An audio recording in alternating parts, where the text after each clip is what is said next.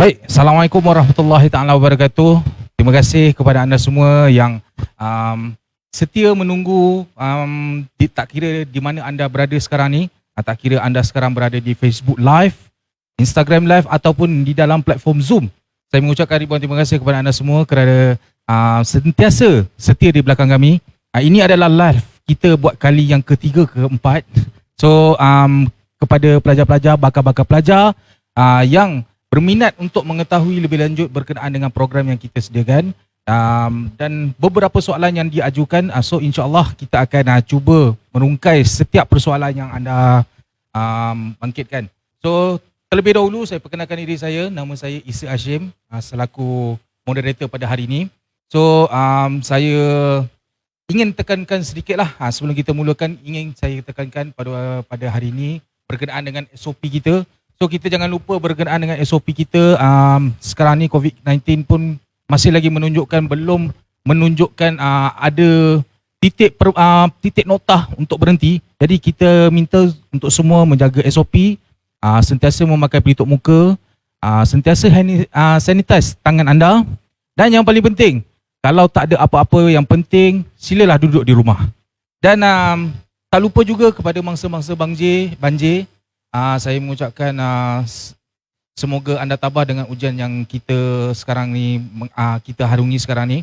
So kepada mana-mana pelajar yang masih lagi dalam keadaan banjir tetapi masih lagi setia untuk di dalam live kita, saya mengucapkan anda memang hebat, kerana walaupun dalam situasi yang getir ni, anda masih lagi menunjukkan minat untuk mengetahui lebih lanjut tentang program kita. So terlebih dahulu kita mengucapkan ribuan terima kasih kepada tamu jemputan kita. Kita jemput khas daripada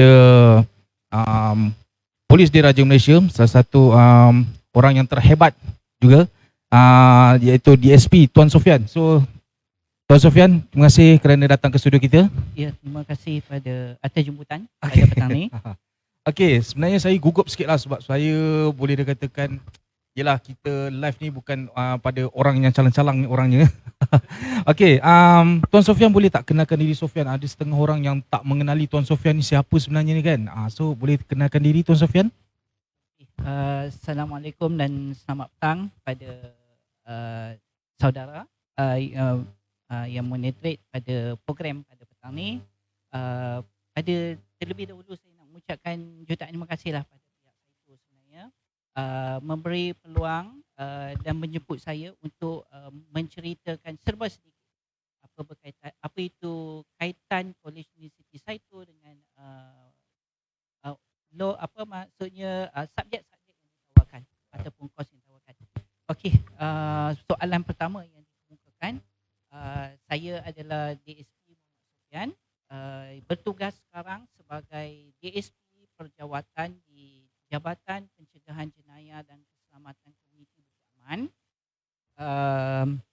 Kemudian dalam pasukan PDRM ni sebenarnya saya dah 15 tahun. Dalam 15 tahun saya dah menceburi ataupun bertugas dalam 3 jabatan, iaitu Jabatan Pencegahan Jenayah, Special Branch, itu kalau orang dengar Special Branch ni, Special Branch pun ada juga. Okay. And then yang first kali saya masuk dalam Jabatan Pencegahan Jabatan Siasatan Jenayah. Okay. Jadi sekarang ni Tuan berkhidmat di Jabatan Siasatan Jenayah ke? Sekarang Pencegahan Jenayah. Pencegahan Jenayah. Kalau short form dia tu JPJKK lah. Mungkin nak tahu juga background saya ni, ramai. Saya mungkin kena perlu bercakap jugalah. Ramai orang cakap kalau tengok pada pandangan tu agak mustahil dia ni pegawai polis. Ya betul. Ada setengah orang dia tak aware macam tu kan. Ya. Dari segi perwatakan, okey, kita kena ingat dalam penguatkuasaan, dia memerlukan ramai dan macam-macam kriteria ataupun profil individu. Tak semestinya nampak orang tu kahak, nampak macam ganas, dia memang akan layak dan sebagainya. Okey, pengalaman saya dalam pasukan lah. Mungkin saya nak cerita dalam pasukan ataupun pengenalan diri lagi, saya rasa dah memadai lah kot. Saya memang dah berkhidmat tu dalam pasukan 15 tahun. Tinggal lagi 19 tahun saja untuk saya servis dalam pasukan. Kemudian saya sebelum saya memasuki PDRM lah, mungkin saya boleh sentuh sedikit lah. Banyak pengalaman kerja saya selepas saya belajar, iaitu saya belajar masa sertifikat saya ambil sijil bookkeeping di Politeknik Seberang Perai, and then saya sambung belajar lagi, iaitu diploma pengajian perniagaan di Politeknik Seberang Perai, and then saya sambung lagi, saya mengambil degree di UMS, iaitu Economics, Perancangan dan Pembangunan di Sabah, dan barulah saya join PDRM. Dalam join PDRM tu saya masih berminat, dan saya sangat berminat untuk belajar, dan saya mengambil master sistem maklumat geografi ataupun GIS. And then now saya masih sambung belajar itu dalam PhD, iaitu Geography Information System jugalah GIS. Wow, banyak dia punya background pengajian tu terlalu banyak Saya terpaksa merangkak satu naik. Jadi sekarang ni Tuan masih sambung pengajian lah untuk PhD ya? Ya, masih sambung pengajian. Okey adik-adik, kita boleh nampak Tuan Sofian kita walaupun sekarang ni dah berkhidmat di dalam PDRM, dia masih lagi meneruskan pengajian ni untuk sambung ke PhD. Dia bukan setakat kita start daripada diploma, setakat pada SPM saja, tapi walaupun umur kita makin meningkat macam mana sekalipun, belajar kena teruskanlah. Jadi itu yang paling penting. Jadi saya memang agak tertarik jugalah dengan background Tuan Sofian ni, memang wow. Jadi rezeki Ya, Okey, saya nak bertanya beberapa soalan. Soalan ni sebenarnya diajukan oleh pelajar-pelajar kita. Jadi kita kumpulkan semua soalan dan kita akan rungkaikan setiap persoalan, dan kita akan minta untuk Tuan Sofian beri penerangan lah supaya pelajar-pelajar kita faham. Okay. Permulaan dan pengalaman sepanjang berkhidmat dalam PDRM ni, Tuan Sofian, tentang permulaan dan pengalaman sepanjang PDRM ni, boleh Tuan Sofian ceritakan sedikit? Okay, saya first lah, selepas saya training, biasalah dalam PDRM ni saya memasuki PDRM ni agak special. Mungkin bagi adik-adik sekarang ni, diorang dah tak pasti apa itu intake cadet ASP. Ada setengah orang yang tak tahu. Ya, cadet ASP ni saya adalah last batch di Malaysia yang kemasukan dalam PDRM, iaitu menggunakan degree ketika itu kita layak masuk cadet ASP, iaitu kalau dalam government ni dia panggil grade M41 lah. Ya, M41. Ketika itulah. Okey, bila saya tamat saja training 9 bulan, iaitu di Maktab Poli Diraja Malaysia Ceras, saya ditempatkan penugasan pertama saya iaitu sebagai pegawai penyiasat di Jabatan Siasatan Jenayah Ibu Pejabat Polis Kota Baru, Kelantan. Kota Baru Kelantan. Ya, Kelantan 2 tahun. Dalam tu memang banyak sangat pengalaman saya yang saya rasa mungkin saya tak akan dapat lagi. Sebab sepanjang 2 tahun saya di sana, saya pelbagai pengalaman, termasuklah pada kes yang terbesar saya pernah buat, iaitu kes kerugian 20 juta, kes 302 bunuh, dan sehinggalah kes yang sekecil-kecilnya lah. Sampaikan kalau saya berkongsi di sini mungkin dengan adik-adik, kes hilang selipar Jepun pun saya tetap ambil. Pun ada juga? Ya, ada. Ini adalah pengalaman yang saya hadapi. Jadi bukan setakat kes yang besar-besar, tapi kes yang sekecil zarah tu pun Tuan pernah handle lah? Ya, pernah handle. Wow. After situ, saya memohon untuk bertukar jabatan, iaitu masuk ke cawangan khas ataupun special branch. Saya ditukarkan ke nama short form dia panggil E3, iaitu ancaman pelampau, iaitu saya ditugaskan di Ibu Pejabat Kontijen Kuantan, Pahang selama 4 tahun 3 bulan. Kemudian saya bertukar lagi. Saya bertukar ke itu, iaitu berkaitan dengan sosial, agama dan pelampau, iaitu di IPD Ibu Pejabat Taiping, Perak. Kemudian barulah saya tukarkan lagi sekali sebagai Ketua Cawangan Khas Daerah Kuala Kangsar selama 9 bulan. Dan dalam saya di Kuala Kangsar tu, saya rasa saya memerlukan lagi knowledge dan pengalaman baru dalam PDRM ada 10 jabatan.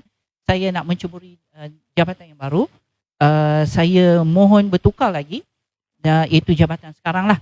Itu Jabatan Pencegahan Jenayah dan Keselamatan Komuniti ataupun nama dia JPJKK. Dan saya tukar ke Bukit Aman. Dan Bukit Aman pun saya dah bertukar sebanyak 2 kali dalam jabatan JPJKK. Iaitu mulanya saya masuk dengan ASP Sistem Pemantauan Bandar Selamat, iaitu bidang yang saya belajar sekarang lah, GIS, untuk plotting berkaitan dengan hotspot, kemudian untuk tengok buffering kawasan-kawasan yang berlaku kejadian, tengok kekerapan kita more pada analisis data. And then sekarang ni bila saya dinaikkan pangkat, saya bertukar sekali lagi dan jabatan yang sama, iaitu buat DSP Perjawatan. Wow. Saya agak terkesima lah dengan pengalaman yang ada pada Tuan Sofian ni. Tak tahulah, bagi saya satulah rezeki. Rezeki lah. Sebenarnya Tuan Sofian dia boleh dikatakan menjelajah satu semenanjung dia lah untuk mencari satu pengalaman. Ya. Menarik, sangat menarik perkongsian yang sangat menarik pada Tuan Sofian. Okey, kepada adik-adik semua, sekiranya kalau ingin bertanyakan apa-apa soalan kepada DSP Tuan Sofian pada kita pada hari ini, jadi boleh terus pergi ke ruangan chat untuk bertanya apa-apa soalan. InsyaAllah saya akan membaca setiap satu persatu soalan-soalan anda lah. Jadi baik, kita teruskan dengan soalan seterusnya. Apakah pendedahan yang diberikan kepada pelajar-pelajar sepanjang tempoh pengajian? Jadi yang ini biasanya pelajar-pelajar diorang fikir belajar. Jadi dia tak tahu sebenarnya apa pendedahan yang berkait dengan badan uniform. Jadi boleh Tuan ceritakan sedikit berkenaan tu? Okey, mungkin adik-adik ni tertanya macam mana saya dalam PDRM tiba boleh saya muncul dalam Saito University College ni. Betul. Ada yang bertanya. Ya, betul. Okey, dia adalah satu orang kata beginilah, cakap mudahnya saya ada 2 kerja. Ini adalah saya sebagai pensyarah sambilan di College University Saito. Cuma apabila saya menerima tawaran daripada pihak University Saito College, saya rasa mood saya ataupun saya terpaksa twin semula saya punya semangat ataupun nak share pengalaman lebih pada konsep ilmiah.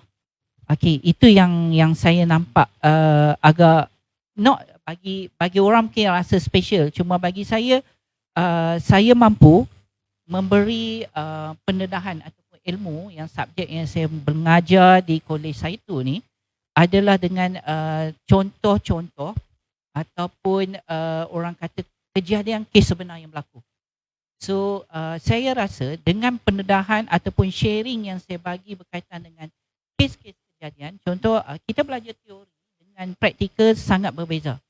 Okey, apabila saya dapat menceritakan satu-satu section ataupun kaedah-kaedah risikan, saya mampu menceritakan pada student-student ataupun bakal-bakal student pada adik-adik yang tengah live sekarang, saya boleh relatekan apakah teori ke kejadian sebenar. Itu yang saya boleh terapkan dalam Saito dengan bidang kerja hakiki saya lah, iaitu sebagai pegawai polis. Jadi Tuan memang terlibat secara langsung lah di Saito University sebagai tenaga pengajar di situ lah. Ya, saya terlibat secara langsung dan ni tahun ketiga lah saya ketiga di Saito. Okey, baik. So sebenarnya pelajar-pelajar, sekiranya kalau anda semua nak tahu lebih lanjut berkenaan dengan pengalaman yang sangat banyak berkenaan dengan DSP Tuan Sofian, bolehlah datang ke Saito University, boleh berjumpa dengan Tuan Sofian sendiri. Dan dalam masa sama bukan setakat berjumpa saja, kalau berminat untuk sama belajar pun lebih baiklah, sebab dia akan menceritakan dari segi segala aspek. Jadi sangat-sangat rugilah kalau anda semua tak sambung belajar di tempat kita. So kita ada beberapa soalan lain. Kita tengok kita ambil soalan lah. Ambil soalan daripada Zoom lah. So soalan daripada Zoom ni, apa yang wajib lulus untuk masuk jadi polis? So ini Okey, saya boleh bercakap. boleh okey. silakan. Okey, macam ni lah. Untuk kemasukan dalam PDRM sekarang, kita ada platform kita sendiri, iaitu e-pengambilan. E-pengambilan PDRM. Ini memang adik yang tanya tadi pun berkaitan dengan PDRM. E-pengambilan. Dia ada bertanya pasal ni lah PDRM. Kemasukan PDRM. Okey. Kemasukan dalam PDRM ni, dia ada beberapa level lah. Maksudnya level ni tahap pendidikan kita. Okey. Begitu. Peringkat pertamanya, bagi lepasan SPM, sekiranya adik-adik tak menyambung pengajian dan sebagainya, hanya mampu memohon, iaitu bagi pangkat konstable lah. Konstable percubaan. Konstable percubaan. Konstable percubaan ni, okey, bagi semua peringkat ni, umur yang layak adalah 18 hingga 28 tahun. Kemudian bagi jika ada kelulusan SPM, masuk dengan konstable. Sekiranya bahawa SPM kita pun masih dalam PDRM ni terlampau terbuka sebenarnya. Terbuka pada semua lapisan yang education yang kita ada di rakyat Malaysia. Bahawa SPM pun kita masih ada sebenarnya di level sekarang PT3 lah orang panggil, ataupun dulu PMR dan pun SRP, iaitu bagi konstable tambahan, itu sokongan. Kemudian atas pada SPM, kita ada kemasukan bagi yang memiliki diploma ataupun STP, boleh memohon bagi pangkat cadet sarjan.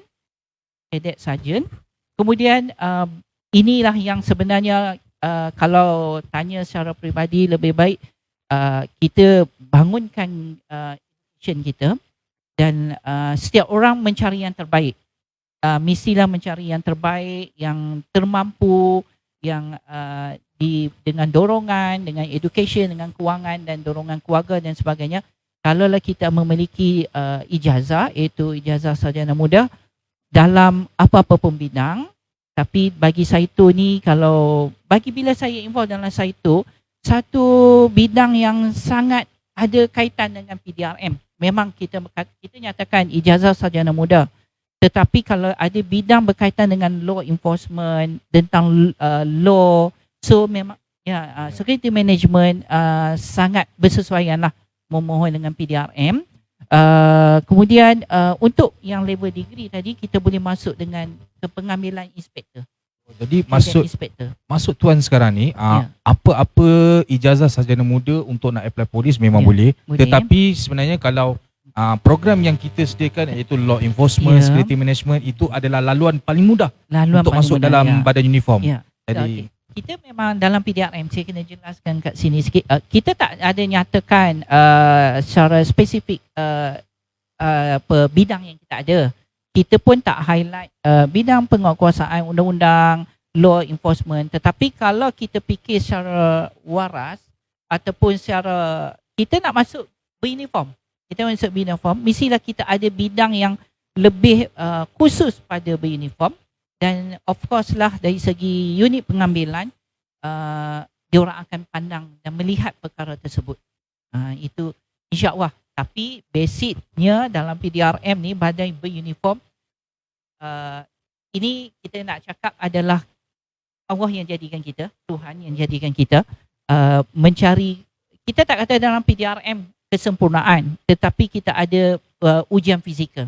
Yes, so maknanya benda tu setiap orang, tak kira lah dah habis belajar ataupun tak habis belajar, memang diwajibkan untuk latihan fizikal. Ya, ujian fizikal. So terjawab sudah kita punya satu soalan. Baru satu soalan, dia punya rungkaian dia sangat panjang. Jadi kita ada soalan seterusnya. So kalau untuk seterusnya, dia related sikit lah dia punya soalan dia. Hala 7 untuk menjadi inspektor. Kalau sambung belajar dalam bidang ini, boleh jadi inspektor. Jadi macam mana dia punya jawapan itu? Okey.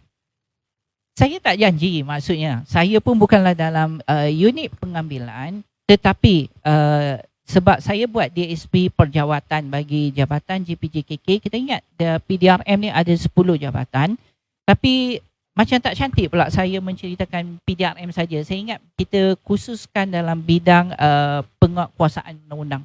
Kita kena ingat penguatkuasaan undang-undang, tapi memanglah adik yang bertanya ni dia minat dengan PDRM. Ya, dia minat PDRM. kebanyakannya dia minat itu. Minat PDRM. Okey. Memang bagi saya alu-alukan. Memang tahniah sebab minat dengan PDRM. Itu satu kerja yang murni, sebab daripada zaman Rasulullah pun kita dah wujud, iaitu penguatkuasaan tentang penguatkuasaan undang-undang, pelaksanaan dan sebagainya masa di zaman dahulu sehinggalah sekarang. Kita dia kata adakah dengan mengambil degree law enforcement sebagai contoh, adakah jamin bagi dia untuk mendapat PDRM? Kalau saya faham soalan tadi lah. Macam saya sudah cakap tadi pada adik yang bertanya ni sebenarnya kita open ijazah sarjana muda, tetapi sebab Saito ni adalah universiti pertama yang menawarkan law enforcement. Betul. Di Malaysia. Di Malaysia. So walaupun dia kategori universiti bukan awam, masih IPTS, betul. Tetapi satu tawaran degree yang sangat menarik dan ada kaitan dengan penguasaan undang-undang. Agensi penguasaan undang-undang yang utamanya adalah orang sebut di Malaysia ni PDRM lah, yang lead dalam penguasaan undang-undang. Tapi kita jangan lupa masih banyak lagi. Ada JPJ-nya, ada custom-nya, ada APMM-nya. Kemudian kita terlupa kalau katanya agensi penguasaan undang-undang masih banyak. Macam PBT. Sekarang di BKL pun ada dia punya unit penguasaan undang-undang, pematuhan lesen, kemudian trafik, kemudian kita selalu tertinggal, iaitu agensi pengawal keselamatan. Itu pun termasuk dalam kolom penguatkuasaan undang-undang. Yes. So maknanya bukan setakat PDRM saja, tetapi kita ada badan uniform yang lain yang boleh masuk kos law enforcement lah. So bukan setakat kita tengok kat sini ada yang berminat immigration pun ada. Jadi tak semestinya PDRM ya adik-adik semua, tak semestinya PDRM yang menjadi keutamaan. Badan uniform yang lain pun kita boleh ada laluan untuk kemasukan. Jadi bergantung pada minat masing-masing. Jadi sebelum tu kita nak pergi ke soalan lain, kita berehat sebentar. Kita lihat video yang kita dah sediakan. So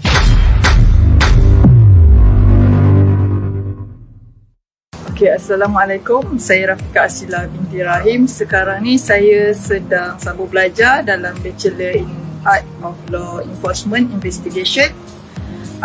Sekarang saya bekerja di Jabatan Penjara sebagai penolong penguasa penjara. Kenapa saya memilih untuk sambung belajar walaupun saya dah ada jawatan tetap sekarang? Kerana saya rasa sekarang ni persaingan semakin sengit lah.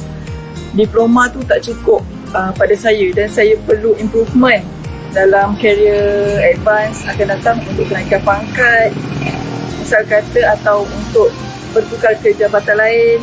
Okey, kepada graduan sekalian saya ucapkan tahniah dan saya harap jangan berhenti setakat ini kerana perjalanan masih jauh. All the best dalam kerjaya akan datang. Good luck. Okey, baik. Kita kembali sekali lagi. Jadi sharing yang sangat menarik daripada Tuan Sofian. Jadi kita ada soalan yang seterusnya. Kita tak ambil soalan daripada social media. Sekarang ni soalan yang saya sediakan sendirilah. Jadi hala tuju pelajar-pelajar ni selepas habis pengajian dalam bidang penguatkuasaan undang-undang, kemanakah hala tuju mereka? Okey, saya cakap saya sebagai platform, dua platform saya berdiri di sini. Satu platform saya adalah sebagai pegawai polis PDRM yang hakiki, dan keduanya saya berdiri atas kaki sebagai seorang pensyarah part time, itu sambilan. Okey, apa yang saya dapat rasa dan saya lalui sepanjang saya mengajar di Saito, saya rasa rugi peringkat awal saya masuk PDRM dahulu. Ya, tadi saya dah cakap pengalaman saya ada segi education. Saya dalam bidang ekonomi, kemudian masuk geografi. Tapi apabila saya mencuburi dalam PDRM, saya rasa kosong. Saya sangat kosong. Kenapa kosong tu Okey. tuan? Kosong okey. Kita kita sebelum kita menceburi bidang satu-satu bidang tu, of course kita perlu mengisi ilmu terlebih dahulu. Betul. Ya, Itu yang ilmu. paling penting. Yes. Yes. So saya ilmu ekonomi tahulah dengan keluknya, dengan permintaan, penawaran, kemudian kos lepas dan sebagainya. Tiba-tiba saya masuk dalam bidang PDRM, saya perlu menyiasat. Okey, bukan setakat menyiasat, saya kena buat risikan. Saya kena buat siasatan. Kemudian saya kena buat pertuduhan dan sebagainya. So ilmu ni kosong bagi saya. Walaupun saya didedahkan dengan law, itu undang-undang di pusat latihan, tetapi bagi saya dalam 9 bulan training tu, training dia terbahagi dua perkara. Satu itu ujian fizikal kita, iaitu kawat, disiplin kita, kemudian dengan aktiviti sukan, renang, taekwondo, mempertahankan diri dan sebagainya. Tapi ada kelas undang-undang. Tapi bagi saya melalui teori itu saya tak mampu menyerap dengan keadaan yang jangka masa yang pendek. So apabila saya dah bekerja dan saya Allah lorongkan pada saya dapat tawaran mengajar, saya rasa betapa untungnya bagi bakal-bakal student yang mengambil law enforcement terutamanya ataupun security di Saito ni, sangat menarik kos dia apabila mereka di peringkat awal dah didedahkan, iaitu didedahkan berkaitan dengan undang-undang yang ada di Malaysia. Kemudian dia orang juga student-student ni dah didedahkan bagaimana untuk menjalankan siasatan. Siasatan ni banyak kaedah. Itulah kalau adik-adik nak memang kena masuk ke Saito, perkara ni boleh, sebab saya boleh relatekan dengan ilmu, dengan pengalaman yang saya hadapi, yang saya lalui. Kemudian saya rasa dengan pendedahan ini, apabila graduate yang student yang mengambil kos ni, of course lah dia dapat melangkah dengan gahnya dan dia orang dapat memenuhi kehendak dia orang punya cita-cita. Sebab almost yang saya tengok yang masuk PDRM, cita-citanya bertertarik pada uniform. Nampak kekemasan, nampak dia punya kesegakan. Kedisiplin. Ya, disiplin dia tu. Membentuk disiplin. Bayangkan dengan yang diidamkan adik-adik tadi, kemudian ditambah dengan ilmu yang telah diterapkan dalam bawah Saito ni, sangat saya rasa melengkapi. Sangat melengkapi dan insya-Allah kita sama-sama doa dengan education yang ada, dengan minat, dengan fizikal yang ada tu, insya-Allah akan mudah untuk dapat mana-mana je agensi penguatkuasaan undang-undang. Okay, baik. So saya sebenarnya tertarik jugalah dengan satu jawapan Tuan Sofian tadi berkenaan dengan latihan fizikal dan sebagainya itulah. So ada pelajar-pelajar ni dia bertanya-tanya lah sama ada sekiranya mereka dah tamat pengajian yang kita pihak Saito University sediakan, adakah dikira dari segi fizikal, sekiranya kalau macam ada masalah rabun, tak cukup tinggi ke, jadi itu yang menjadi persoalan bagi diorang tu. Jadi sekarang ni saya nak menjawab dulu persoalan yang ada dekat Zoom dulu. Minta anda semua kalau boleh tolong tutup mic sebab saya tengok sekarang ni terlalu banyak sangat komen yang mengatakan bising kan. Jadi minta kerjasama kepada anda semua, sekiranya tak menggunakan mic tolong tutup dulu. Jadi kita minta Tuan Sofian untuk menjawab soalan yang tadi. Silakan. Okey, fizikal berkenaan dengan fizikal ni. Okey. Sebab tu saya cakap, okey, saya bercakap ini hanya untuk PDRM. Okey, PDRM memanglah fizikal ni dia nak menampakkan kesegakan barisan hadapan. Barisan hadapan kita Frontliners. frontliner. Yes. Okay. Dalam kita kena ingat PDRM adalah agensi penguatkuasaan undang-undang utama dalam negara kita, bukan setakat Malaysia, mana-mana negara pun sama. Agensi penguatkuasaan undang-undang yang utama adalah polis. So dalam polis ni pengambilan kita fizikal ni tak boleh lari daripada PDRM sebenarnya. Sekiranya ketinggian bagi lelaki di bawah 163 memang automatik saya perlu kata minta maaf. Memang tak boleh lah. Tak boleh. Bagi Bagi perempuan 157 cm, kalau ke bawah tak dapat. Itu fizikal memang dititik beratkan dalam pengambilan PDRM. Kemudian kita kena ingat juga dari segi rabun. Rabun tu memang akan sangkut. Tetapi saya sentuh lagi berkaitan dengan fizikal ni, tadi saya berat. Berat pun kita ambil titik berat. Ringan sangat pun tak boleh. Ringan pun tak boleh, Ringan berat sangat pun tak boleh. Berat sangat pun tak boleh. Oh, Bagi BMI yang ideal bagi kemasukan PDRM yang saya nyatakan tadi, ada constable sokongan, ada constable yang regular, kita ada cadet sergeant dan cadet inspector. Kita memerlukan BMI 16 hingga 26. 19 hingga 26. 19 tahun sehingga BMI. 26 tahun. Oh, BMI. BMI berat 19 ke 26. Yes. Okey, faham. Itu. Tapi yalah, kena ingat juga, kita tu make sure kalau bagi adik-adik yang di luar tu sangat berminat, yalah, ini kejadian Allah yang jadikan kita. Kata Allah, saya lahir-lahir dah rabun. Lahir-lahir saya rendah. Itu masalah yang terjadi pada saya. Ya. Saya pernah nak apply polis tapi tak Ya. dapat sebab rabun. Okay. Tapi itu yang kita kata kejadian Allah bagi. Kita tak boleh nak menongkak arah. Kita kena terima. Kemudian tapi kita kena ingat, janganlah elaklah bagi adik-adik yang lain dan memenuhi kriteria. Maksudnya elaklah daripada kemalangan, daripada patah. Nanti bila kemalangan ada operate, tangan ada bengkok sedikit, jalan pun jadi, itu perlu diambil beratkan. Tetapi saya kena cakap juga di sini, janganlah adik-adik di luar kata, kalau begitu saya tak perlulah bagi degree ni. No, salah. Okey. Tak semisi macam saya cakap tadi, ini bagi PDRM. Masih banyak agensi-agensi luar. Kita kena sentiasa berhubung. Macam contoh yang saya nampak, PBT. Masih setiap daerah di Malaysia ni ada PBT. Betul. Unit penguatkuasaan undang-undang dia tetap beruniform. Dan mungkin kriteria fizikal dia mungkin tak seteruk ataupun setaf macam PDRM.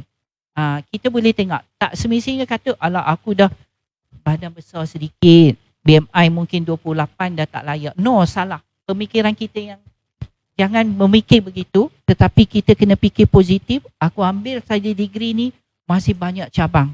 Kita kena ingat, kita dalam, sebagai contoh, dulu saya sebelum masuk PDRM pun saya tak tahu. KLCC, orang kata ada ke bahagian penguatkuasaan undang-undang? Sebenarnya ada. KLCC pun dah ada polis bantuan dia sendiri. Dalam agensi polis bantuan KLCC itu sendiri, dia ada bahagian security. Saya yakin dengan bidang-bidang ataupun unit sedemikian di mana-mana agensi pasti akan memerlukan degree dalam berkaitan dengan law enforcement. Satu kelebihan lah. Jadi dipendekkan cerita Tuan Sofian tadi, sekiranya untuk fizikal tak melepasi untuk kriteria daripada PDRM, boleh pergi ke mana-mana badan uniform yang lain. Tak semestinya PDRM saja, kita ada banyak agensi yang lain, JPG, SPRM, Custom dan sebagainya lah. Jadi so kita ke soalan yang seterusnya. Tadi ada sebut pasal yang polis bantuan tadi tu, ada yang saya menarik minat untuk saya nak membaca dia punya persoalan dia lah. Apa beza polis bantuan dengan polis yang ada sekarang ni? Kita kena ingat berbeza di sini sangat berbeza. Cuma almostnya masyarakat, bukan setakat adik-adik ni saja, masyarakat umumnya tak tahu. Dia orang beranggapan polis bantuan ni adalah direct dengan PDRM. Okey, adat kata nak membezakan polis regular, polis dalam PDRM dengan polis bantuan, yang membezakan dia ada badge. Dia ada badge di lengan. Okey, apa yang di lengan tu, polis bantuan ni dia ditawarkan oleh agensi ataupun JLC, company-company yang besar. Okey, sebagai contoh BSN, Tabung Haji, TRX, kemudian Felda. KRA itu salah satu JLC juga kan? Yes, okay. Tapi kemasukan bagi polis bantuan ni, dia direct dengan company-company masing-masing, tetapi dia terikat dengan PDRM. Latihan yang diberi adalah daripada PDRM, di pusat latihan PDRM. Kita akan membuat training selama 3 bulan. Kita akan memberi pendedahan tentang disiplin, of course lah, kawat dan sebagainya. kemudian kita akan dedahkan berkaitan dengan penguatkuasaan undang-undang, law yang ada di Malaysia, dan kita relatekan dengan company tersebut. Okay. Cuma yang membataskan dia, polis bantuan ni dia hanya berkuasa lah kita panggil. Dia hanya berkuasa dalam compound dia sahaja. Maksudnya dia polis. Maksudnya tempat perkhidmatan dia lah. Tempat berkhidmat. Kalau dia di BSN, dia hanya berkuasa di kawasan building BSN yang dia berkhidmat ataupun di sekitar luar. Dan janganlah tiba-tiba dia pergi buat roadblock di depan BSN. Itu menyalahi lah. Jadi dia tak ada kuasa lah sebenarnya. Dia menjaga keselamatan untuk dalam building apa yang dia berkhidmat tu lah. Okey. So kita nak ke soalan seterusnya. Jadi pada adik-adik semua, kalau nak bertanya apa-apa soalan boleh terus bertanya di dalam aplikasi Zoom dan juga Facebook ataupun Instagram. Jadi saya akan menjawab satu persatu, tapi kita berehat sebentar. Kita tengok VT yang kita dah sediakan.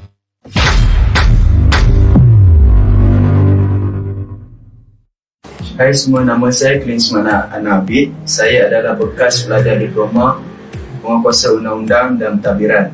Dan kini saya sedang melanjutkan ijazah penguatkuasa undang-undang penyiasatan.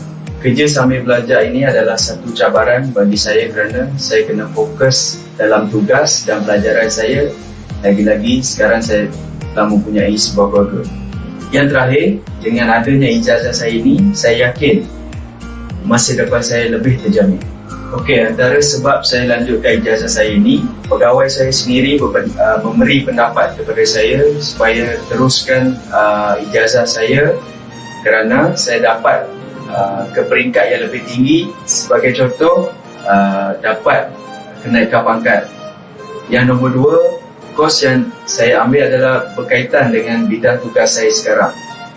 Untuk yang terakhir, saya ucapkan selamat maju jaya pada junior-junior setara saya. Dalam hidup ini tak ada benda yang mudah. Jadi pesanan dari saya, nak dengan tak nak je. All the best semua. Okey, baik. Kita kembali semula pada sesi live kita.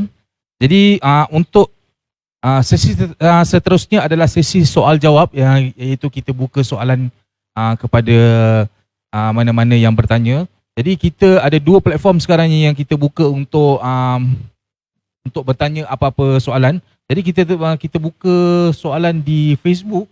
Salah satu soalan di Facebook ni yang menjadi minat untuk saya nak membaca ni. Dia tanya pasal kalau dah habis study nanti, adakah akan ada ujian fizikal untuk kemasukan unit uniform nanti? Itu dah dijawab sebenarnya. Okey. Okey, syarat-syarat nak jadi pegawai immigration pun dah dijawab sebenarnya tadi. Ada yang kata sampai nak buat laser untuk semata-mata nak masuk dalam PDRM pun ada sanggup macam tu tuan. Jadi itu macam mana tu tuan?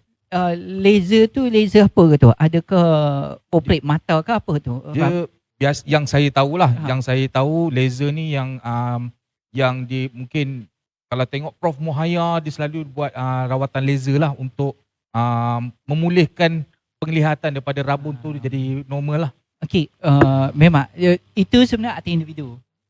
Tapi kalau bila dalam pemeriksaan pegawai perubatan yang dilantik itu kerajaan, kalau dah lepas dalam ujian fizikal mata, insya-Allah tak ada isu. Tapi di belakang tu kita orang tak tahulah. Jadi dia punya inisiatif lah bagi saya. Inisiatif masing-masing lah. Yeah. Okey, so kita nak buka soalan yang lain. Saya sekejap ya. Berat bagi polis wanita pun dah dijawab tadi. Sekejap ya. Kalau bomba ketinggian yang boleh diterima? Okey, bomba ni. Okey, ini sebenarnya saya kena mentelaah lah sedikit. Okey, orang bomba sebab dalam, tapi almostnya penguatkuasaan undang-undang ni hampir sama. Bagi yang kerajaan lah, agensi-agensi kerajaan, hampir sama dia punya ujian fizikal. Tapi kalau nak detail tu mungkin nanti kita akan jawab kemudian. Bagi admin nak check dengan bomba kan, nanti saya jawab bagi pihak Jabatan Bomba ni, saya kena saman pula nanti. Jadi itu bahaya kan. So lebih baik kita rujuk dulu pada yang pakar, tapi hampir sama dengan PDRM lah. Hampir sama lah. Okey. Saya ada tertarik dengan satu soalan daripada Abang Arifin. Assalamualaikum Tuan, nak tanya, bagi yang sudah bekerja dalam jabatan kerajaan, berapa had umur untuk join PDRM? Okey, ini dalam e-pengambilan. Mungkin tadi yang Facebook name Abang Arifin ni ex-student saya. Ex-student Tuan sendiri? Saya rasa ya. Kemudian macam ni lah. Kalau bagi kemasukan bertukar jabatan ni, kita kena rujuk pada JPA terlebih dahululah. Tapi kalau pengambilan bagi freshie macam inspektor, cadet inspektor, 17 hingga 28 yang memiliki degree. Kalau master umur 30, kalau memiliki PhD umur 35 tahun. Okey, persoalan yang ditanya ni, saya rasa bekas student saya ni dah lingkungan umur 30-an ke atas. Tapi di atas pengetahuan saya lah, atas pengetahuan saya ni melibatkan prosedur dan peraturan daripada SPA, kita kena rujuk terlebih dahulu untuk permohonan pertukaran jabatan sebenarnya tak ada masalah. Tapi segi umur ni saya tak mampu berjawab lagi ketika ini. Mungkin the next talk kita ataupun kita punya platform lain boleh jawab kemudian berkaitan dengan prosedur ni. Ya, betul. InsyaAllah nanti kita akan cuba rungkakan. Kita akan panggil, mungkin kita panggil daripada ni SPA sendiri. So kita insyaAllah benda tu kita akan cuba untuk next live lah. So kita ada soalan yang seterusnya. Kalau belajar di Saito dapat jumpa Tuan Sofian tak? Pun ada juga ni yang bertanya daripada Aida, Felicia dan Nisha. Okey. Soalan Aida ni agak kalau setakat ni insya-Allah dapat. Kalau saya masih dengan di Saito, masih pihak Saito, orang kata berkenan lah. Berkenan untuk saya menyumbang sedikit ilmu yang cetek yang saya ada ni, saya insya-Allah saya ada. Adalah, ya, memang akan berjumpa lah. Ya. Okey, so terjawab soalan daripada Cik Aida kita. Kita ke soalan yang seterusnya. Boleh ke nak join Special Force? Ada ambil bahagian apa? So Special Force dengan law enforcement. Jadi macam mana Tuan? Okey, Special Force ni saya fahamkan dalam PDRM ni dia different dengan Special Branch. Okey, dalam saya sentuh PDRM lah. Okey. Mungkin yang dimaksudkan ni mungkin Staff Force yang Staff Force. Kemudian kita ada UTK, kita ada Komando VET 99. Kemudian kita masih ada banyak unit-unit yang special sebenarnya dalam PDRM. Ini sebenarnya platform dia senang je. Kita masuk dulu PDRM, join PDRM, nanti ada pengambilan, ada pun temuduga terbuka untuk bagi mana-mana pegawai PDRM ataupun anggota PDRM yang minat dengan ni. Tapi memenuhi kriteria lah. Kena ingatlah special tu kalau dari segi fizikal diutamakan. Kemampuan fizikal ni bagi kalau tanya saya ni pun saya rasa umur 40 ni saya render lah kot. Bagi hak umur 20-an lah kot. 20-an lah yang untuk Special Force. Special Force sebab ni, dia memerlukan tenaga dan fizikal yang sangat kuat dia. Dia pokok pangkal sebenarnya mental lah. Semua orang boleh buat sebenarnya. Tapi mental dengan teamwork. Dia kena masuk PDRM dulu, kemudian kita boleh apply dalam. Nak masuk UTK boleh, unit kantin tindak khas boleh, nak masuk Staff Force boleh, nak masuk Komando pun boleh. Mana-mana pun boleh. Jadi ada soalan seterusnya, umur atas 30 masih ada peluang ke untuk badan uniform ni? Okey, saya sentuh PDRM dulu. PDRM ni kalau ikutnya e-pengambilan, ada nyatakan dalam portal e-pengambilan, bagi kemasukan yang terbuka hanya bagi cadet inspektor. Kalau lah 30 ke atas, kalau dia memiliki 30 tahun, dia dah memiliki sarjana, itu master, dia layak memohon. Dan kalau ada PhD pada umur 35 tahun, dia masih layak untuk memohon PDRM. Okey, ini soalan yang ini sebenarnya dah orang kata dah memain satu benda yang macam kita susah lah. Benda ni macam agak saintifik sikit soalan dia. Apa beza ujian fizikal antara lelaki dengan perempuan? So boleh dikatakan orang kata apa? Lain kantina kan. So jadi apa kriteria yang yang perbezaan dia? Okey, jangan kata saya ulas membezakan gender pula. Itu yang maksud saya tu. diskriminasi pula. Oh, laki hebat, perempuan tak hebat. Tapi kita kena ingat, kita kena balik pada hakikat kehidupan sebenarnya. Kejadian semula jadi kita kederat lah. Kederat ni orang panggil bahasa baku apa, kederat kalau orang dara ni tenaga lah kot. Tenaga. So dia ada different laki dengan perempuan. Bukan saya kata perempuan tak kuat. Memang kuat. Kalau bagi taekwondo wakil Malaysia ataupun dunia, mungkin saya pun kalah. Sebab saya ada basic sahaja. Tapi sebenarnya dia different. Kita ada kelonggaran ikut size. Size pun berbeza. Macam kita tengok ketinggian tadi. Polis ditetapkan 163. Perempuan ketinggian 157. Maksudnya mesti tinggi pada tu lagi. Kalau 156 tu, macam saya cakap lah, saya tak kata adik-adik kita ni gagal. Tetapi pemilihan pertama tu dah nampak macam kecenderungan payah nak dapat. Tapi jangan rasa kecil hati, rasa macam down. No, kita masih ada peluang. Banyak agensi lain. Banyak agensi lain, tak semestinya PDRM saja ya. Okey, so setakat ni itu saja untuk soalan yang kita buka untuk di sesi sosial media. So kita ada soalan yang terakhir, iaitu pesanan daripada Tuan Sofia sendiri kepada bakal-bakal pelajar yang bakal memasuki Saitu University College. Bagi saya, macam saya cakap tadi, saya ada sentuh sikit. Pesanan saya, sekiranya lah adik-adik ni ataupun bakal-bakal student yang berminat dalam beruniform, bagi saya, secara saya adalah bercakap atas platform pensyarah part-time di Saitu, sangat beruntung. Sangat dialu-alukan sekiranya adik-adik ada minat ataupun kecenderungan kepada bidang pekerjaan yang beruniform. Sangat dialu-alukan sebab sangat membantulah. Sangat membantu apabila adik-adik nanti di bidang yang diminati. Kalau masuk saja beruniform ni, kita dah tahu macam mana nak buat siasatan, macam mana kita nak memperkuasakan undang-undang yang ada di Malaysia. Sebab kita kena ingat, undang-undang di Malaysia ni banyak. Kita hanya tahu KK1 je, kandung kesesaan. Itu je yang selalu dimomokkan di dalam TV kan. Tapi masih banyak. Undang-undang di Malaysia ni masih banyak lagi undang-undang yang kecil yang perlu kita belajar.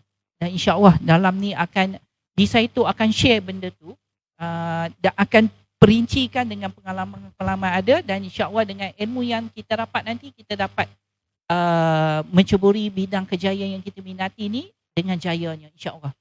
InsyaAllah. So itu adalah kata-kata pesanan-pesanan terakhir untuk sesi live kita pada hari ini. Jadi kepada adik-adik semua, sekiranya betul-betul berminat untuk mengetahui lebih lanjut berkenaan dengan program yang kita sediakan, kita selepas tamat live nanti, kita akan ada satu lagi sesi yang lain, iaitu di Zoom. Jadi kepada adik-adik yang berada di Zoom, minta anda untuk stay terlebih dahulu sebab saya ada melihat kat sini ada yang bertanya berkenaan dengan allowance, berkenaan dengan yuran dan sebagainya yang berkaitan dengan Saitu University College. Macam mana cara pendaftaran. Jadi kita akan ada satu sesi untuk penerangan berkenaan dengan itu. Jadi sesi berkenaan dengan Tuan Sofian, berkenaan dengan pengajian, pengalaman, jadi semuanya dah dijawab oleh Tuan Sofian. Jadi saya nak ucapkan terima kasih kepada Tuan Sofian kerana hadir di studio kita lah. Jadi insya-Allah kalau ada masa, insya-Allah kita akan jemput lagi. Sekiranya ada soalan-soalan yang lagi banyak, mungkin yang ini dia sikit je kan. Jadi kalau insya-Allah kita akan berjumpa lagi lah. So setakat ini itu saja kepada saya. Saya Isa Hashim. Jadi saya ucapkan terima kasih lah kepada anda semua.